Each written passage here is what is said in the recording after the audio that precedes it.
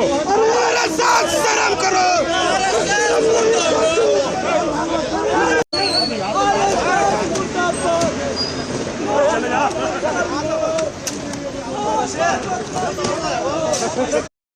नमस्कार। राहुल गांधी ने राष्ट्रीय स्वयंसेवक संघ की सोच पर 15 जनवरी को सबसे बड़ा हमला बोला। संघ इस पर कोई ठोस जवाब देता कि इससे पहले ही भाजपा की समझ बिलबिला उठी। भाजपाई यह समझ ही नहीं पाए कि इंडियन नेशन और इंडियन स्टेट में अंतर क्या है। राहुल गांधी इंडियन स्टेट की बात कर रहे हैं, न कि इंडियन नेशन की। भाजपाइयों को ये मालूम ही नहीं है कि इंडियन स्टेट में वे सब संस्थाएं आती हैं जिनका दुरुपयोग उनकी सरकार में धड़ल्ले से हो रहा है। मसलन चुनाव आयोग। That do not think that we are fighting a fair fight. There is no fairness in this. If you believe that we are fighting a political organization called the BJP, that we are fighting a political organization called the RSS, you have not understood what is going on. The BJP and the RSS have captured every single institution of our country. We are now fighting the BJP, the RSS and the Indian state itself. भाजपाई Rahul Gandhi का पूरा भाषण ही सुन लिए होते तो भाजपाइयों का कचरा ज्ञान दुरुस्त हो गया होता, क्योंकि राहुल गांधी ने अपने भाषण के अगले हिस्से में ही इंडियन स्टेट की चर्चा की थी। सुनिए। In the last working committee meeting, I said very clearly that there is something wrong that has happened in the Maharashtra election. I said clearly that we are not comfortable with the way the election commission is holding elections. I said very clearly that the large number of new voters that have suddenly appeared, almost 1 crore new voters who have suddenly appeared between Lok Sabha and Vidhan Sabha in Maharashtra is problematic.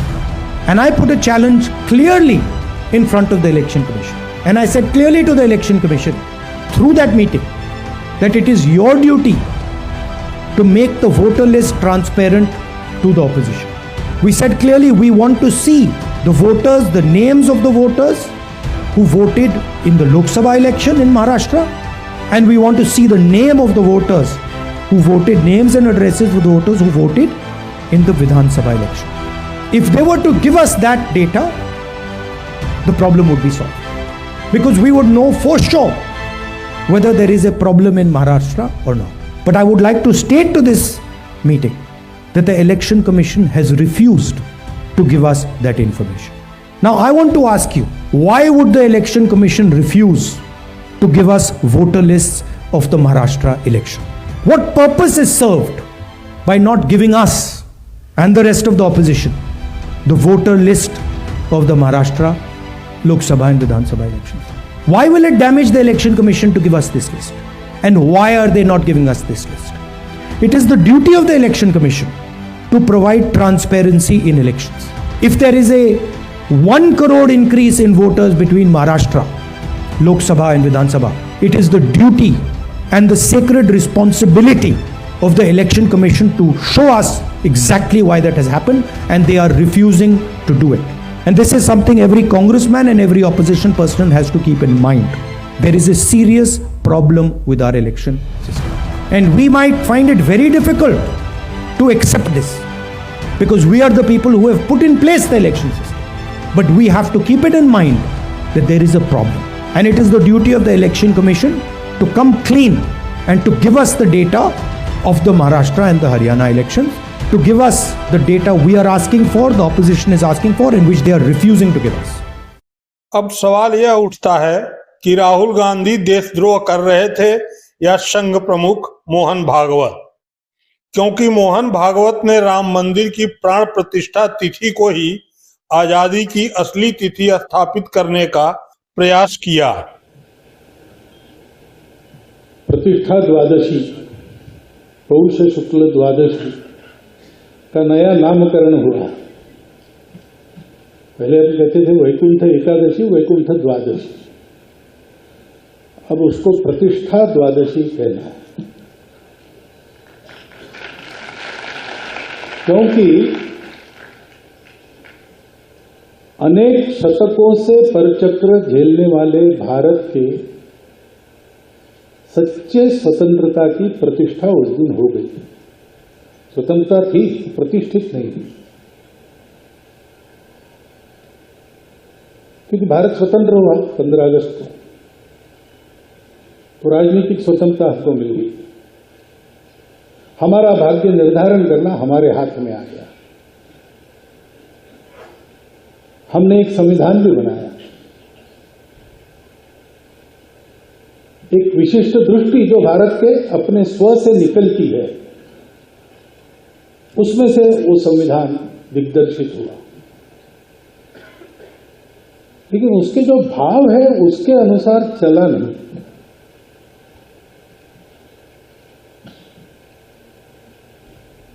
और इसलिए हो गए हैं स्वप्न सबस आकार, कैसे मान ले, टल गया सर से व्यथा का भार, कैसे मान ले, ऐसी मनस्थिति समाज की। क्योंकि जो आवश्यक स्वतंत्रता में स्व का अधिष्ठान होता है वो लिखित रूप में संविधान से हमने पाया, लेकिन हमने अपने मन को उसके पक्के नींव पर आरूढ़ नहीं किया। मोहन भागवत के इस बयान पर किसी को आश्चर्य नहीं होना चाहिए, क्योंकि मोहन भागवत उस आरएसएस के प्रमुख हैं जो संविधान में मनुस्मृति और तिरंगे में भगवा की सोच रखता है। इसके अभाव में सालों तक संघ न तो देश के संविधान को स्वीकार करता है और न ही अपने मुख्यालय पर तिरंगा फहराता है। लेकिन सवाल यह है कि आज अगर मंदिर की प्राण प्रतिष्ठा तिथि को सच्ची आजादी की तिथि के रूप में स्थापित करने का प्रयास हो रहा है, तो क्या कल मंदिर आंदोलन के लोगों को सेनानी घोषित कर टैक्स पेयर के पैसे से पेंशन आदि देने का प्रयास नहीं होगा? शायद यही कारण है कि राहुल गांधी ने मोहन भागवत पर बड़ा हमला बोला, नॉनसेंस की उपाधि तक से नवाज डाला। Yesterday, in a speech, the chief of the RSS said that India never achieved independence in 1947. He said that true independence in India was achieved when the Ram Mandir was built. Mohan Bhagwat has the audacity to inform the nation every 2 or 3 days what he thinks about the independent movement, what he thinks about the constitution. In fact, what he has said yesterday is treason, because it is stating that the constitution is invalid, it is stating that everything, the fight against the British was invalid, and he has the audacity to say this publicly. In any other country, he would be arrested and tried. That is the fact. Right? To say that India did not get independence in 1947 is an insult to every single Indian person. And it's about time we stop listening to this nonsense that these people think they can just keep parroting out and shouting and screaming. Right? That is the crux of it. The Congress party has worked with the Indian people. It has built the success of this country. And it has built the success of this country on the foundations of the Constitution. Rahul Gandhi से 2 कदम आगे बढ़ते हुए कांग्रेस प्रवक्ता ने तो मानसिक बीमार तक कह डाला। साथियों, अंग्रेजों को हिंदुस्तान छोड़े लगभग 7.5 दशकों से ऊपर हो चुका है, लेकिन एक मुखबिरों का गिरोह, एक गैंग अंग्रेजों ने बनाया था 100 साल पहले। 100 साल इसी साल उनको पूरे हो रहे हैं। राष्ट्रीय स्वयंसेवक संघ, ये तब से अब तक सिर्फ और सिर्फ मुखबिरी करता रहा, देश को कमजोर करता रहा, देश को स्वतंत्र करने का जो युद्ध चल रहा था, संघर्ष चल रहा था, उसको कमजोर करता रहा। भारत छोड़ो आंदोलन के वक्त तो इन्होंने चिट्ठी लिख दी थी श्यामा प्रसाद मुखर्जी ने अंग्रेजों को कि कैसे इस आंदोलन को कमजोर किया जाए, कैसे इसको सैबोटाज किया जाए। ये इनकी असलियत है। और अब एक बीमार आदमी, पूरी तरह से बीमार आदमी, मोहन भागवत कहता है कि भारत को 1947 में आजादी नहीं मिली। ये शब्द भले मोहन भागवत के होंगे, ये पीड़ा, ये दर्द गुरु गोलवालकर का है। गुरु ये मानते हैं उसको हमने। गुरु गोलवालकर वो आदमी है जो 1947 तक अंग्रेजों की जी हुजूरी करता रहा, और उसको दर्द इसी बात का था, ये कैसा संविधान आ गया जो दलितों को आरक्षण देता है, जो आदिवासियों के लिए आरक्षण की बात करता है, ये कैसा संविधान। उसको दर्द इस बात का था, ये तिरंगा कैसे आ गया। और वो दर्द राष्ट्रीय स्वयंसेवक संघ में आज तक है।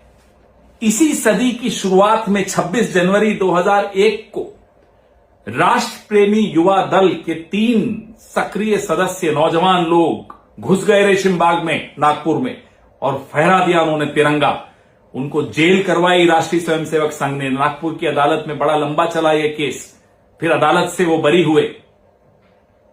दिलीप चत्तानी, बाबा मेंढे और उनके साथी ये अपने आप को राष्ट्रभक्त कहते हैं। इनकी नफरत जो इनके अंदर भरी हुई है कांग्रेस पार्टी के प्रति, महात्मा गांधी के प्रति, सरदार पटेल के प्रति, पंडित जवाहरलाल नेहरू के प्रति, सुभाष चंद्र बोस के प्रति, वो नफरत बार बार अलग अलग शब्दों से दिखाई देती।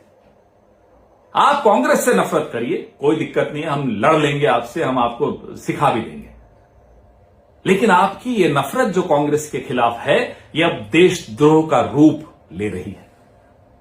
तभी मैं आपको बीमार कहता हूं Mohan Bhagwat ji, you are a sick man.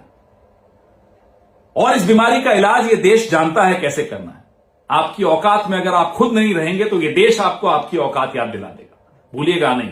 हो सकता है हमसे कोई चूक हुई होगी कि आपको सही वक्त पे आपकी औकात नहीं दिखाई, लेकिन इस देश से कभी चूक नहीं होती। इलाज कराइए, आप बीमार हैं मोहन भागवत जी। दरअसल ये विचारधारा की लड़ाई है। एक तरफ संघ की विचारधारा के साथ भाजपा है तो दूसरी तरफ राहुल गांधी।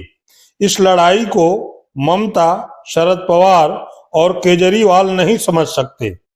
इनकी विचारधारा सत्ता है। ये भाजपा और संघ का विरोध तब करते हैं जब इनकी सत्ता पर बन आती है, वरना ये मोहन भागवत के बयान पर मौन नहीं रहते। खैर, राहुल गांधी के हमला बोलने के बाद भागवत पर हमला तेज हो गया है। मोहन भागवत जी सरासर जो है, जिन्होंने देश के आजादी को लेकर के शहादत दी, कुर्बानी दी, उनका ये इंसल्ट कर रहे हैं, उनका ये अपमान कर रहे हैं। ये गांधी जी का अपमान कर रहे हैं, ये शहीद भगत सिंह का अपमान कर रहे हैं, ये बाबा कुंवर सिंह का अपमान कर रहे हैं, रानी झांसी बाई का अपमान कर रहे हैं। ये लोग राव तुलार राम जी का जो है अपमान करने का काम कर रहे हैं। जिन लोगों ने शहादत दी, देश के आजादी को लेकर के कुर्बानियां दी, और उनके साथ हजारों लाखों लोगों ने जेल में बंद रहे, फांसी पे चढ़े, अंग्रेजों का जुल्म सहे, ये उनकी जो है अपना अपमान करने का काम कर रहे हैं। आरएसएस और बीजेपी का कोई आजादी में कोई योगदान नहीं रहा। ये लोग तो तिरंगा भी नहीं फहराते थे, बाद में बोला गया तभी लोगों ने तिरंगा फैलाया। अब बाद में क्या कहेंगे ये मोहन भागवत जी कि आरक्षण जब खत्म हो जाएगा तब जो है आजादी मिलेगी, यही मोहन भागवत जी कहेंगे। अब ये लोग आरक्षण विरोधी लोग हैं। मतलब ये लोग आरक्षण को खत्म करके फिर बोलेगा कि सही में आजादी अब मिली। फिर ये लोग हम मोहन भागवत जी से पूछना चाहते हैं, पिछड़ों और दलितों को आजादी कब मिलेगी, इसके बारे में जरा बताएं। ये लोग केवल जो मेन एजेंडा है उसको ये लोग डाइवर्ट करना चाहते हैं। जो मेन मुद्दे हैं उसको ये लोग केवल डाइवर्ट करना चाहते हैं। अरे अपने काम बीजेपी ने क्या किया बताएं मोहन भागवत जी कि आज 84 रुपया हो गया है डॉलर का रेट, $1 का रेट 86 हो गया। बताइए 86 हो गया है। आज देश गुलामी की ओर जा रहा है, आप क्या बोल रही हैं? कौन लेके जा रहा है देश को गुलामी की ओर? इतना महंगा हो रहा, पहले क्या कीमत थी? तभी लोग रोते थे, देश गुलाम हो रहा, देश गुलाम हो रहा। अब इससे ज्यादा 86 रुपए से ज्यादा इनके 86 रुपए तो इनके राज में हुआ। अब कहाँ देश जा रहा है? गुलामी की ओर जा रहा है कि नहीं जा रहा? मोहन भागवत जी, ये लोग संविधान को मानने वाले लोग नहीं है। ये लोग स्वतंत्रता सेनानी जितने रहे या जितने हमारे सुभाष चंद्र बोस रहे, इन लोगों का अपमान करने का काम कर रहे हैं। तो इन लोगों का अपमान देश की जनता बर्दाश्त नहीं करेगी। और मोहन भागवत जी को जो है बताना चाहिए कि पिछड़े दलितों को आजादी कब मिलेगी।